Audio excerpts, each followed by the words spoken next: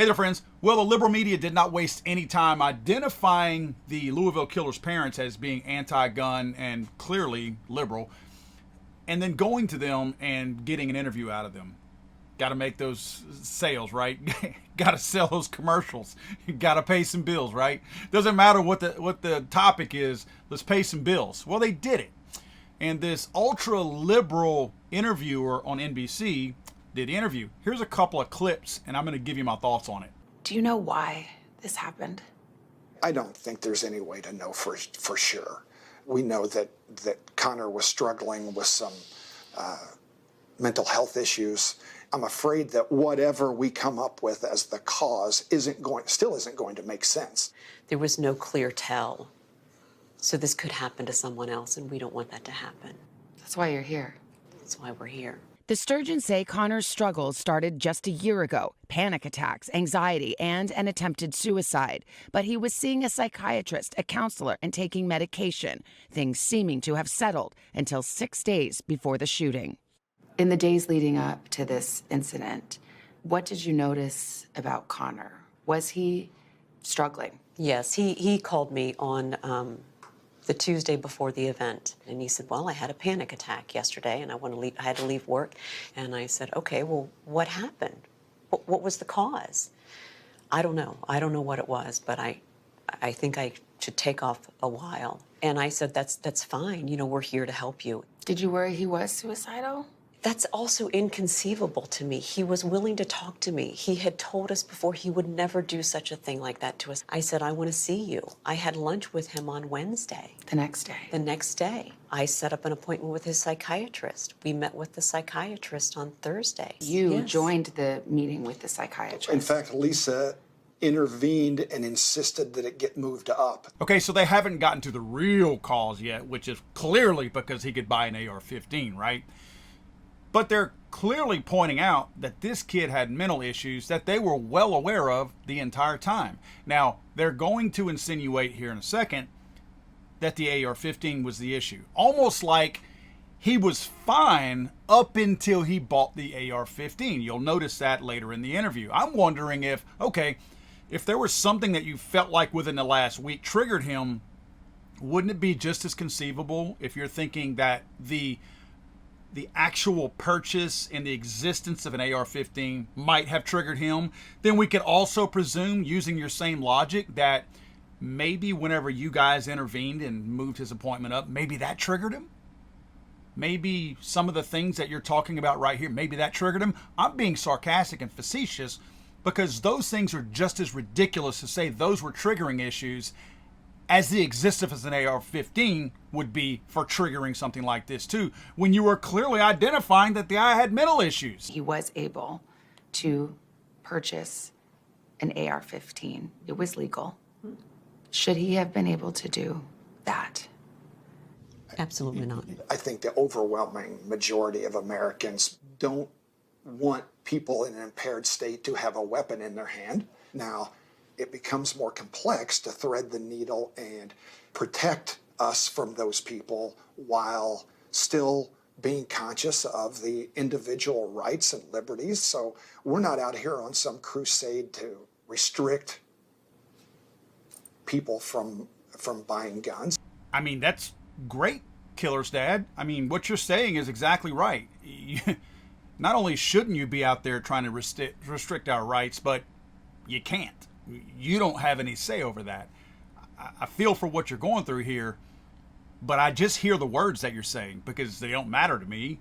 I'm not allowing you to restrict my rights. You don't have that right. I'm not giving you that right. Unfortunately, sometimes this conversation does fall along political lines, and there are some people who say it's about mental health. It's not about guns, it's about mental health. And then there's some people who say, no, it's about the guns. What are you saying? What we want to say is those two are interrelated to one another. In our situation especially, because of his mental condition, he should not have been able to purchase the gun. Hold on, Sugar. Okay, I got to address this. He should not have been able to purchase a gun. Okay, there's a lot of stuff to unpack right here. First of all, you just spent the better part of the beginning of this interview telling me how much of a nut job your son was, that you recognize all these things. You've acknowledged that he's tried to kill himself, anxiety, all these other things. You mentioned that he's on medication, he's seeing psychiatrists, a whole plethora of things that you guys were very much aware of, and nothing stopped you from having him committed. Am I saying he should have been committed? No, I'm not suggesting that at all. I'm never a proponent of taking someone's rights away. I feel like until somebody has committed a crime, they are not to have any rights taken from them. But hey, you're their parents. You're the parents here. You have a son that killed a bunch of people.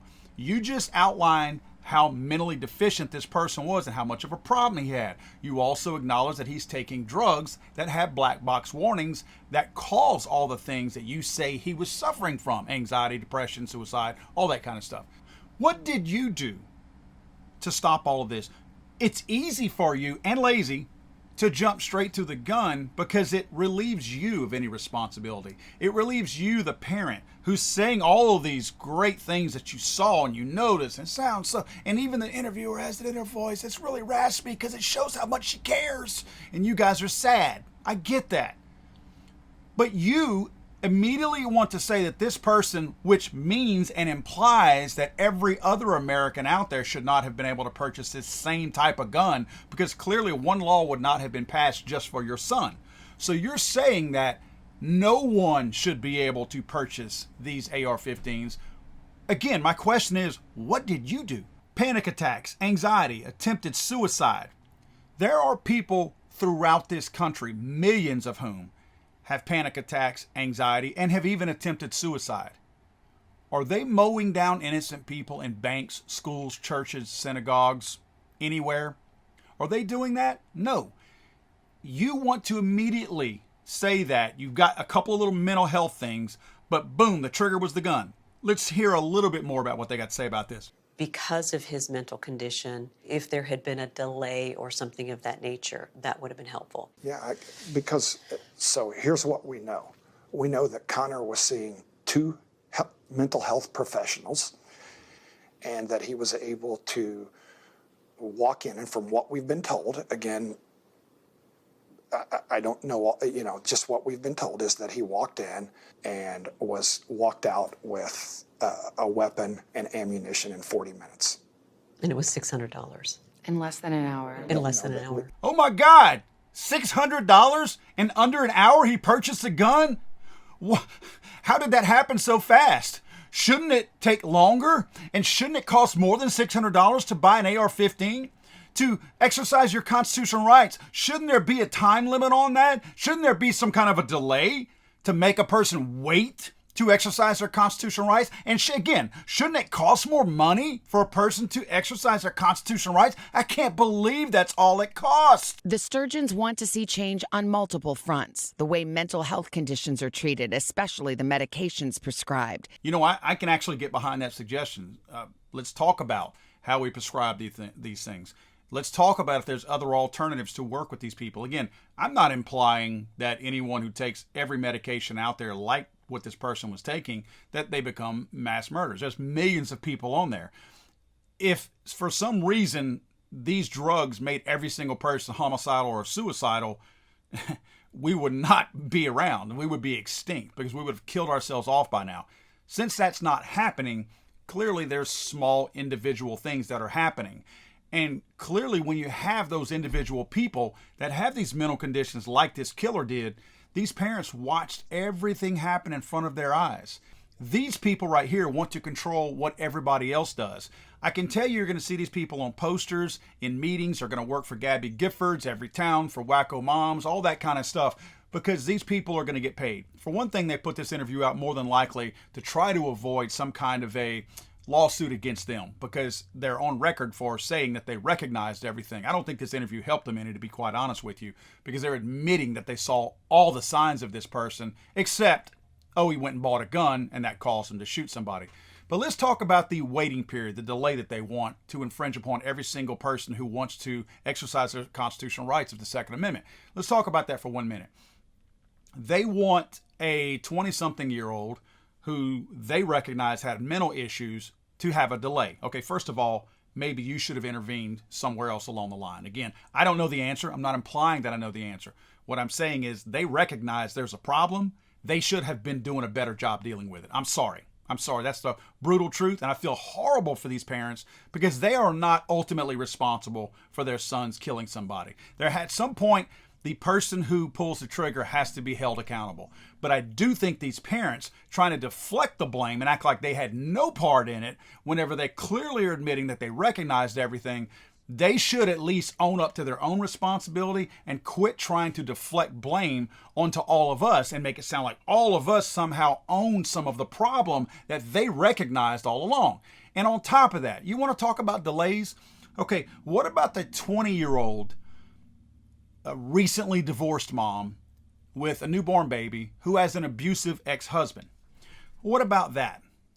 You want to have a delay? This killer son of theirs bought the gun 6 days before he shot somebody. So what's the delay? What is the magic number? Do you not think that killers will wait out the delay? Do you not think killers will find another way to purchase the firearm? And the 20-year-old mom who actually wants to do it legally to protect herself and her newborn baby? What if 6 days, because your son killed somebody 6 days after he purchased a gun? What if 7 days is the new limit, the new waiting period? Because, hey, now we have a case study. So 6 days makes somebody crazy. Let's wait 7. That way we know they won't want to kill after that. What if this 20-year-old's ex-husband kicks the door in on the 6th night? The day before, she can go pick up the firearm that she was going to use to protect herself and her newborn baby. What about that? I'm sorry, I thought this was America.